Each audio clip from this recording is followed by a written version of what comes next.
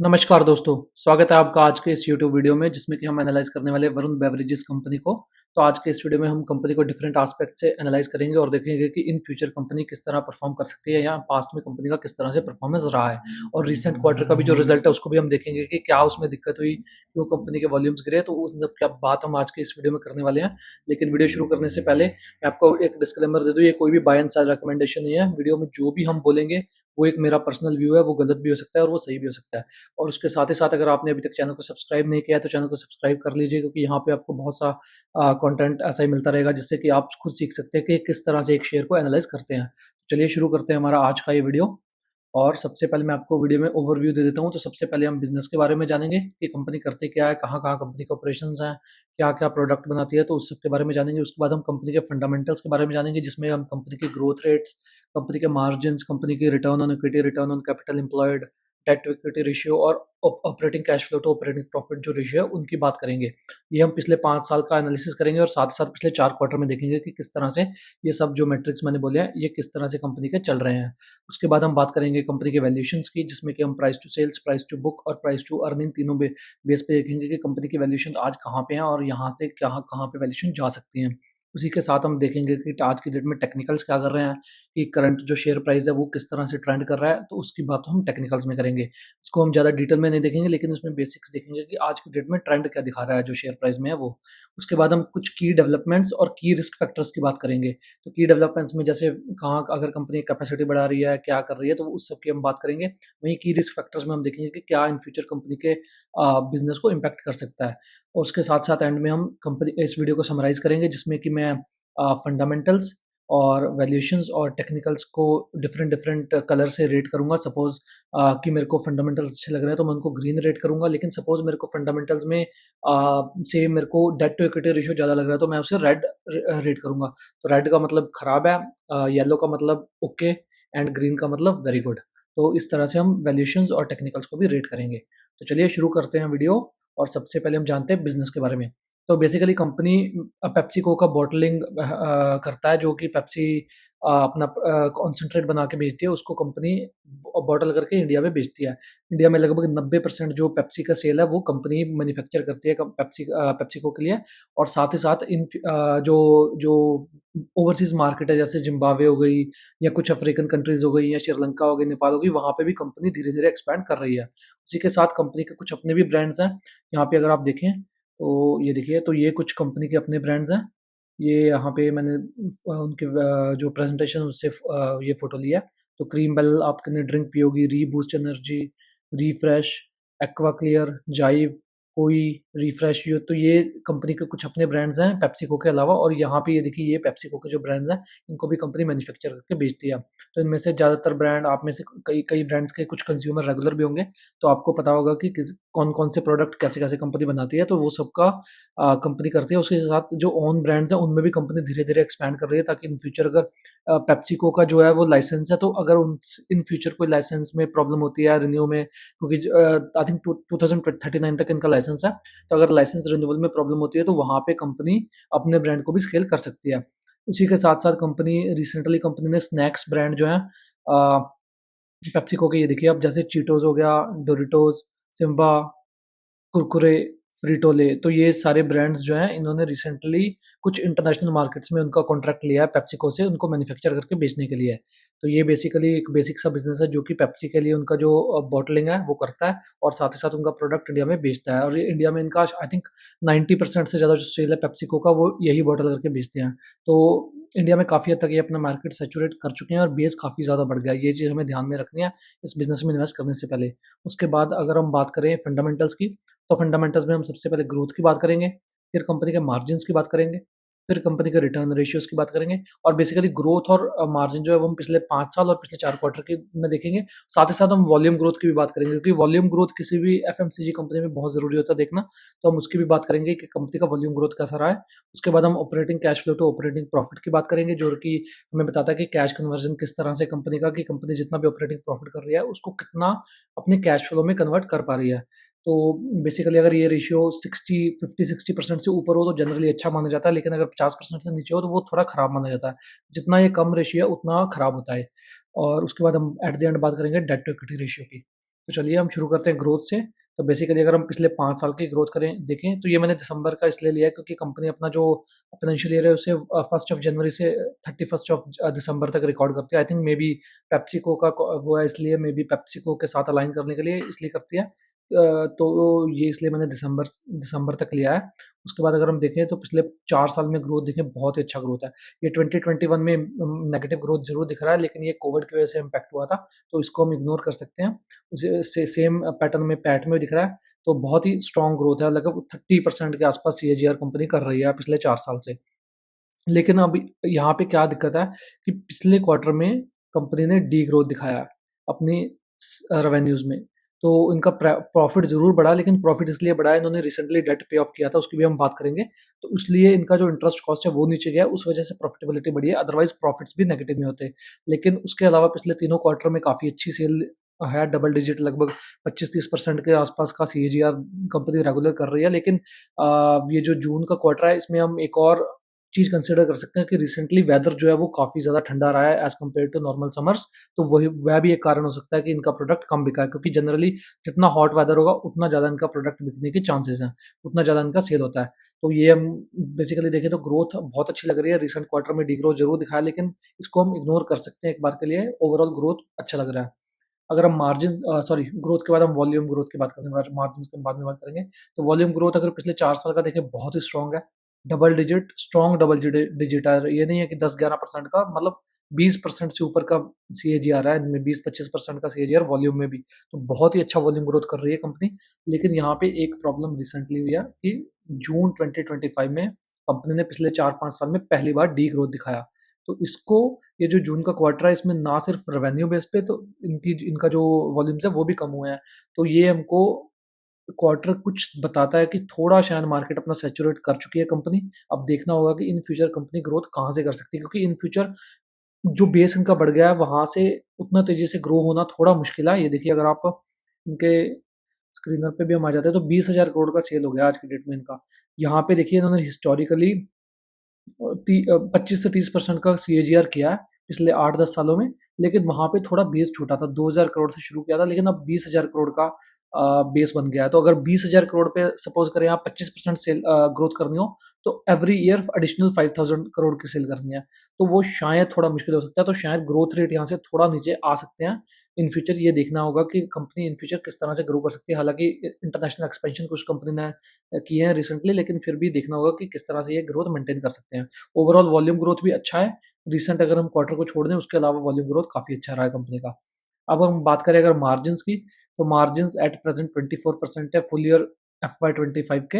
अगर हम बात करें पिछले 4 क्वार्टर की, तो मार्जिन काफ़ी स्ट्रॉन्ग है और काफ़ी स्टेबल रहे हैं। और 5 साल के एवरेज 21.4% है और 10 साल के एवरेज 20.9% है। तो ओवरऑल मार्जिन्स ठीक है, एवरेज से थोड़ा ज़्यादा है आज की डेट में, लेकिन वो स्केल की वजह से भी बढ़ते हैं मार्जिन। ऑपरेटिंग लेवरेज काफ़ी ज़्यादा है इस बिज़नेस में, क्योंकि अगर एक बार आपने प्लांट लगा दिया, उसका फिक्स्ड कॉस्ट तो उतना ही रहेगा, लेकिन जितनी आप ज़्यादा सेल करेंगे वो आपके बॉटम लाइन पर ट्रांसफ़र होगी। तो ऑपरेटिंग लेवरेज की वजह से अगर हम यहाँ पे देखें, तो ये देखिए, तो यहाँ पे इनके मार्जिन्स 2013 में 14-15% से 13 से 15 में इनके 15 से 19% मार्जिन थे, फिर 21-22% के आसपास गए। फिर थोड़ा यहाँ पे कोविड के दौरान थोड़ा मार्जिन फिर गिरे, लेकिन पिछले 2-3 साल में फिर मार्जिन काफ़ी स्ट्रांगली रिकवर किया है। तो बेसिकली शायद मार्जिन यहाँ पे स्टेबल रहे, मार्जिन यहाँ से खराब ज़्यादा गिरे ना, मे बी एक आधा परसेंट इधर उधर जब एक्सपेंशन कंपनी कर रही हो तो वो हो जाता है। उसके अलावा मार्जिन काफ़ी अच्छे लग रहे हैं। लेकिन मार्जिन आज के डेट में पीक पीक पे है, तो वो भी हमें ध्यान रखना है कि जब पीक मार्जिन होते हैं, उसके साथ साथ वैल्यूएशन भी हाई होता है। तो वहाँ पे हमको काफ़ी सतर्क रहना पड़ता है किसी भी कंपनी में जब हम इन्वेस्ट कर रहे हो तो। अब अगर हम मार्जिन्स के बाद रिटर्न रेशियोज़ की बात करें, एज़ यूजुअल बहुत ही स्ट्रॉन्ग है। FY25 में ज़रूर गिरे हैं, ये देखिए रिटर्न ऑन इक्विटी 15.85 का हो गया। लेकिन उसका रीज़न क्या है कि कंपनी ने रिसेंटली इक्विटी डाइल्यूट की है, उस वजह से कंपनी का बुक वैल्यू बढ़ गया और उसी वजह से कंपनी का जो ये रिटर्न ऑन इक्विटी है थोड़ा गिर गया। तो हो सकता है आने वाले 1-2 सालों में ये फिर दोबारा वही 20-22% के आसपास पहुँच जाए। अब अगर हम रिटर्न ऑन इक्विटी के बाद operating cash flow to operating profit की बात करें, तो देखिए 3 साल का 66.36 और 5 साल का 68.54, बहुत ही बेहतरीन। इससे हम top notch operating cash flow to operating profit ratio बोलेंगे, क्योंकि anything over 55 to 60% is very good, क्योंकि मैंने इनके जो ऑपरेटिंग प्रॉफिट्स हैं, इनमें से टैक्स नहीं सब्ट्रैक्ट किया है। तो बेसिकली अगर हम टैक्स सब्ट्रैक्ट करके देखेंगे तो यहाँ पे ये जो रेशियो है, ये शायद 80% से भी ऊपर चला जाए। तो बहुत ही स्ट्रांग है। अब अगर हम बात करें डेट की, तो ये देखिए, डेट कंपनी का पिछले 2024 तक काफ़ी हाई था, 0.75 टाइम्स, जो कि काफ़ी हाई कंसिडर किया जाता है, लेकिन फिर भी उतना हाई नहीं मानेंगे, क्योंकि कंपनी ग्रोथ फेज में थी, तो एक्सपेंशन कर रही थी, तो कंपनी को फंड्स चाहिए थे। लेकिन रिसेंटली कंपनी ने एक स्मार्ट मूव किया है। रिसेंटली कंपनी ने काफ़ी महंगे वैल्यूएशंस पे इक्विटी डाइल्यूट किया। अगर हम यहाँ पे मैं आपको दिखाता हूँ, तो ये देखिए 2024 में और 2025 में किस तरह से कंपनी के जो रिजर्व्स हैं वो बढ़े हैं, और साथ ही साथ इक्विटी कैपिटल भी बढ़ा है। इक्विटी कैपिटल पहले भी बढ़ा, लेकिन पहले इन्होंने ग्रोथ के लिए फंडिंग उठाई है, लेकिन इस बार इन्होंने जो फंडिंग उठाई है वो अपना डेट पे ऑफ करने के लिए उठाई है। ये देखिए, यहाँ पे बुक वैल्यू बढ़ गया, और डेट देखिए सीधा 5,431 करोड़ थे, 2,826 करोड़ तक पहुंच गया। तो ये बहुत ही अच्छा मूव है मेरे हिसाब से, क्योंकि जो एक्जिस्टिंग शेयर होल्डर्स के हैं, ये उनके लिए काफ़ी अच्छा मूव है, क्योंकि काफ़ी महंगे वैल्यूएशन पे कंपनी ने इक्विटी डाइल्यूट किया है। और वह एक कारण भी है कि कंपनी का रिसेंटली स्टॉक जो है अंडर परफॉर्म किया है, क्योंकि नंबर ऑफ शेयर्स बढ़ गए, तो थोड़ा सा स्टॉक प्राइस भी अंडर परफॉर्म करता है ऐसे में। तो overall debt to equity ratio आज की डेट में अगर हम देखें तो काफ़ी स्ट्रांग है, लेकिन ओवरऑल थोड़ा हाई था, लेकिन आज की डेट में अच्छा कर लिया कंपनी ने पे ऑफ करके। उसके बाद अगर हम बात करें वैल्यूएशंस की, तो देखिए फंडामेंटल्स टॉप नॉच है कंपनी के, इससे अच्छे फंडामेंटल्स आप नहीं देख सकते। ग्रोथ बहुत बढ़िया है, मार्जिन बिल्कुल अच्छे हैं, एक्सपैंड किए हैं रिसेंटली। उसके बाद रिटर्न रेशियोज बहुत अच्छे हैं, कैश फ्लो बहुत अच्छा है, debt to equity ratio recently company ने बहुत अच्छा कर लिया, लेकिन वैल्यूएशंस थोड़े महंगे हैं। पहले से थोड़े कम हुए हैं, लेकिन फिर भी 58.9 टाइम्स का प्राइस टू अर्निंग रेशियो। और प्राइस टू अर्निंग रेशियो जब आप देख रहे हैं इसमें, या एक और चीज़ देखेंगे, ये पीक मार्जिन्स पे है। तो अगर मार्जिन्स 1-2% नीचे जाते हैं तो ये और हाई दिखेगा। तो ओवरऑल ये थोड़ा-सा हाई है, लेकिन मेरे ख्याल से हिस्ट्री में इससे नीचे शायद कंपनी 1-2 बार ही गई है इतने जो प्राइस टू अर्निंग रेशियो।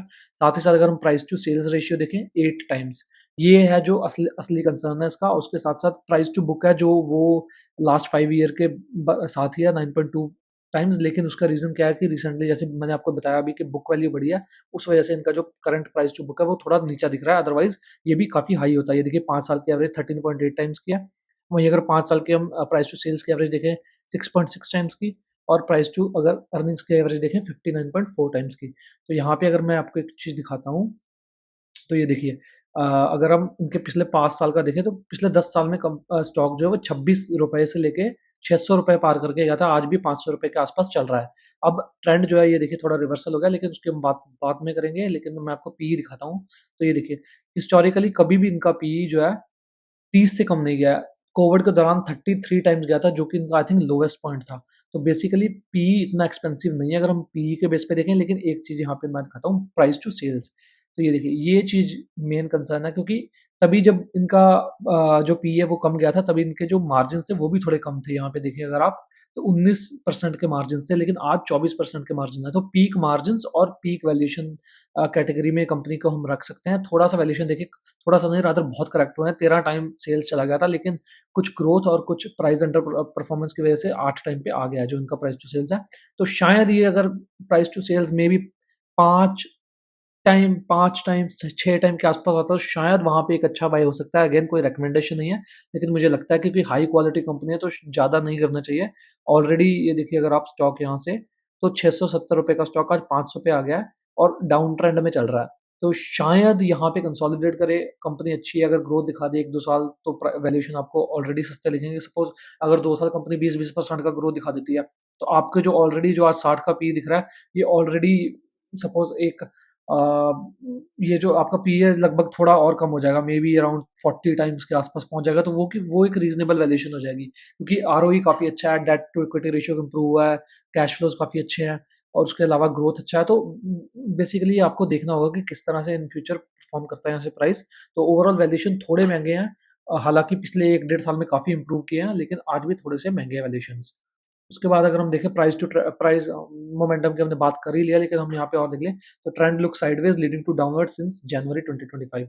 यहाँ पे अगर आप देखें, तो मैंने जैसे आपको बता ही दिया कि प्राइस ट्रेंड इनका, तो ये देखिए, अगर आप यहाँ पे देखें तो ये जुलाई 2024 में काइंड ऑफ पीक आउट हो गया, उसके बाद थोड़ा साइडवेज गया, और जनवरी 25 में ये करेक्ट होना शुरू हो गया।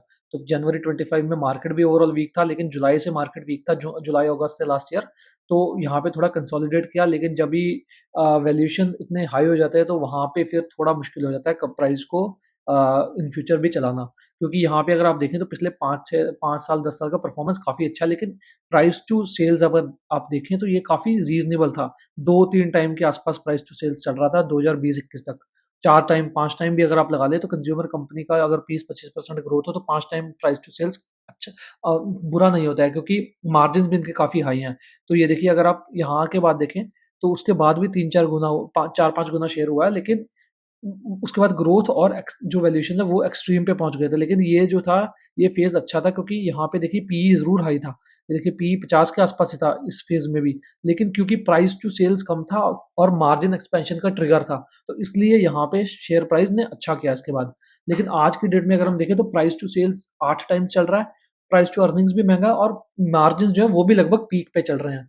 तो ये चीज़ काफ़ी डिफिकल्ट हो सकती है इन फ्यूचर। शायद यहाँ से प्राइस थोड़ा-सा और कंसोलिडेट करे, शायद गिरे ना।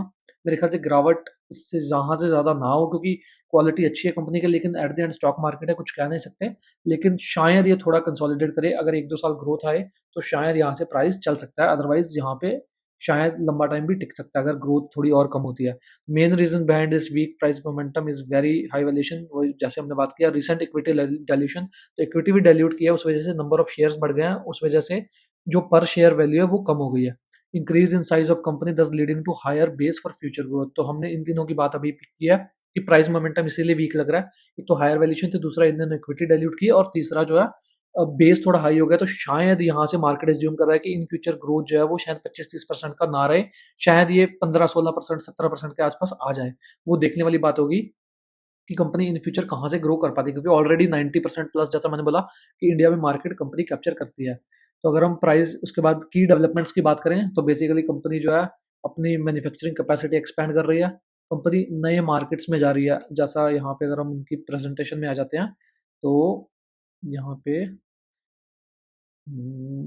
ये इन्होंने अपना बिजनेस मॉडल बताया यहाँ पे। तो बेसिकली अगर हम इनके एमडी की रिपोर्ट पढ़ते हैं तो इन्होंने यहाँ पे बोला we delivered a resilient performance during the quarter in spite of unusual early onset of monsoon rain in the peak summer months in India. We keep up our realization per case and EBITDA margin intact due to growth in international markets supported by strong positive currency movement in African territory.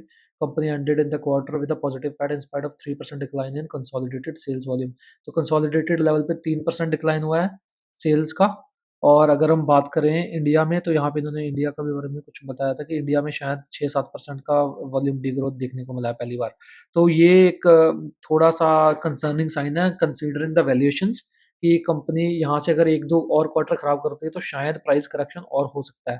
तो ये देखिए यहाँ पे company ने की development दिया है। तो बेसिकली कंपनी अपनी जो है नई प्रोडक्शन फैसिलिटीज़ लगा रही है 4 जगह, और उसके अलावा ये देखिए 4-5 नई लाइन्स बिठा रही है कंपनी। उसके बाद रिसेंटली कंपनी ने जो है कि अपना चीटोस जो है उनका मैन्युफैक्चरिंग शुरू किया मोरक्को में। तो जैसा कि मैंने बोला कि इन फ्यूचर यहाँ से ग्रोथ कंपनी कर सकती है स्नैक्स बिजनेस में, और स्नैक्स बिजनेस में इंडिया में भी अगर इनको कॉन्ट्रैक्ट मिलता है तो वहाँ से इनका ग्रोथ अच्छा हो सकता है। तो वहाँ पे अगर इनके वैल्यूएशन है फिर अगर वो चीज़ होती है फिर आज के वैल्यूएशन आप बोल सकते हैं कि फेयर वैल्यूएशन जोन में है कंपनी। उसी के साथ साथ कंपनी यहाँ पे बैकवर्ड इंटीग्रेट भी कर रही है। इन्होंने 50% इक्विटी स्टेक एक्वायर किया है एवरेस्ट इंडस्ट्रियल लंका लिमिटेड में। तो कंपनी इंश्योरेंस का is engage in the business of production manufacturing distribution and selling of commercial visi coolers and related accessories. तो बेसिकली जो कूलर्स हमने देखे हैं इंस्टॉल होते हैं छोटे किराने दुकान में, तो उनका जो मैन्युफैक्चरिंग है वो ये कंपनी करती है। तो ये कंपनी खुद ही एक्वायर किया है इन्होंने 50% स्टेक, तो बैकवर्ड इंटीग्रेट भी कंपनी कर रही है। तो इनसे इनसे शायद इनके थोड़े मार्जिन्स जो है वो अच्छे रहें, या इन फ्यूचर शायद थोड़े बढ़ भी जाएँ, तो ये अच्छा मूव है। लेकिन शायद मार्जिन काफ़ी हाई चल रहे हैं, तो शायद मार्जिन यहाँ से ज़्यादा ना बढ़े, वो देखने वाली बात होगी। अब यहाँ पे अगर आप देखें तो Indian volumes declined bye 7.1%। International volumes जो है उसकी वजह से इनका ग्रोथ अच्छा था, क्योंकि इंटरनेशनल जो वॉल्यूम है वो 15% से बढ़े हैं। लेकिन इंटरनेशनल बिजनेस का बेस काफ़ी छोटा है, तो इसलिए ये मीनिंगफुली इम्पैक्ट नहीं करेगा आज की डेट में। आज की डेट में आई थिंक मे बी 10% के आसपास शायद इंटरनेशनल बिजनेस कंट्रीब्यूट करता है, या उससे भी नीचे। तो शायद मीनिंगफुली इतना इम्पैक्ट ना करे वहाँ पे ग्रोथ। लेकिन इन फ्यूचर ये ग्रोथ ड्राइवर हो सकता है, क्योंकि इन्होंने काफ़ी सारे जो इंटरनेशनल मार्केट्स हैं रिसेंटली उनमें फॉरे किया है। तो अगर हम देखें तो कुछ अफ्रीकन कंट्रीज़ हैं, यहाँ देखिए आप, यहाँ पे कंपनी ने पूरा मैप दिया है। तो ये देखिए south Africa, Namibia, Zimbabwe, Morocco, ये सब जो अफ्रीकन कंट्रीज़ हैं, यहाँ पे कंपनी ने रिसेंटली एक्सपैंड किया और श्रीलंका में भी कंपनी बॉटल करके इनका सामान बेचती है। तो बेसिकली यहाँ से in future company growth expect कर रही है। तो ऑल टुगेदर 10 कंट्रीज़ में कंपनी करती है, आई थिंक इंक्लूडिंग इंडिया। तो और ये key player in the global beverage industry and the second largest franchise for PepsiCo in the world outside USA. तो सेकंड लार्जेस्ट बॉटलर है पेप्सिको के लिए आउटसाइड यूएसए। तो बेसिकली कंपनी काफ़ी strong company है और इतनी जल्दी ऐसे बॉटलर को रिमूव करना भी कंपनी के लिए मुश्किल होता है, किसी भी कंपनी के लिए। जैसे पेप्सिको की हमने बात की कि शायद इन फ्यूचर लाइसेंस रिन्यू ना करें, तो इन फ्यूचर ऐसी कंपनी को रिप्लेस करना भी काफ़ी मुश्किल होता है पेप्सिको जैसी कंपनी के लिए भी। Company has also recently started to manufacture, जैसे कि हमने बात किया कि स्नैक्स का बिजनेस उन्होंने एक्वायर किया ओवरसीज कंट्रीज में। अगर वहाँ पे अच्छा करती है तो शायद इंडिया में भी कुछ पोर्शन उसका मिल जाए और वो की ग्रोथ ड्राइवर हो सकता है, क्योंकि पेप्सिको के ब्रांड्स हैं काफ़ी फेमस है इंडिया में, जो कुरकुरे हो गए, लेज हो गए, डोरिटोज हो गए, तो ये काफ़ी फेमस है। तो इनसे इन फ्यूचर ग्रोथ आ सकता है। Company is also launching new product under their own brand. तो अपने जो ओन ब्रांड्स है उनके उनमें भी कंपनी धीरे धीरे प्रोडक्ट लॉन्च कर रही है। तो ये भी एक की ग्रोथ ड्राइवर हो सकता है। उसके साथ साथ अगर हम देखें, company has become net debt free. तो नेट नेट लेवल पे कंपनी डेट फ्री बन गई है आज की डेट में। अगर हम ग्रॉस लेवल पे हमने नेट डेट देखा था, वहाँ पे भी रीजनेबल था डेट। लेकिन अगर हम देखें तो ये ओवरऑल आज की डेट में 2138 करोड़ का जो है वो डेट है कंपनी पे, और उसके कंपैरिजन में कंपनी के पास 2150 करोड़ का कैश है। तो नेट लेवल पे कंपनी डेट फ्री बन गई है और ये बहुत ही स्मार्ट मूव है। मैं दोबारा बोल रहा हूँ, काफ़ी महंगे वैल्यूएशंस पे प्रमोटर ने अपना स्टेक जो है उसे डाइल्यूट किया, कंपनी को इक्विटी को डाइल्यूट किया और अपनी बैलेंस शीट को स्ट्रॉन्ग कर लिया। यहाँ पे अगर आप देखें तो 2021 तक एक और रीज़न था कि इनकी वैल्यूएशन थोड़ी कम थी। ये देखिए डेट टू इक्विटी रेशियो काफ़ी हाई रहा है, क्योंकि कंपनी एक्सपेंशन फेज़ में थी। उसके बाद कंपनी ने यहाँ पे 2023 के बाद डेट पे ऑफ करना शुरू किया, लेकिन यहाँ पे 2021-22 के बाद थोड़ी बैलेंस शीट स्ट्रांग हो गई थी, क्योंकि इनकी बुक वैल्यू बढ़ गई थी। तो उसके बाद इनको थोड़ा वैल्यूएशन भी ज़्यादा मिलना शुरू हुआ। और उससे पहले थोड़ा वैल्यूएशन का ये भी एक फैक्टर आप बोल सकते हैं। यहाँ पे अगर आप देखें दिसंबर में तो 1800 करोड़ का, सॉरी 2800 करोड़ का डेट और लगभग 1900 करोड़ 2000 करोड़ के आसपास की बुक वैल्यू। तो 1.4 1.5 टाइम्स तक का डेट टू इक्विटी चलता था तभी। तो ये भी एक कारण था कि वहाँ पे इनको वैल्यूएशन थोड़ा कम मिलता था।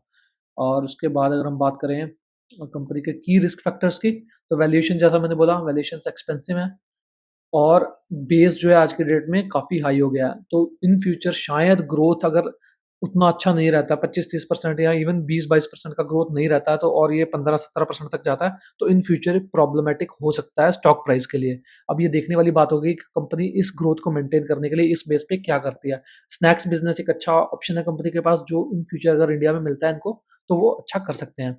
उसके साथ unable to get snacks manufacturing contract from other geographies will make it hard for company to grow as they already have 90% Pepsi consumption in India. तो बेसिकली जैसा कि 90% से ऊपर पेप्सी कंजम्पशन ऑलरेडी इंडिया में कंपनी कैटर कर रही है।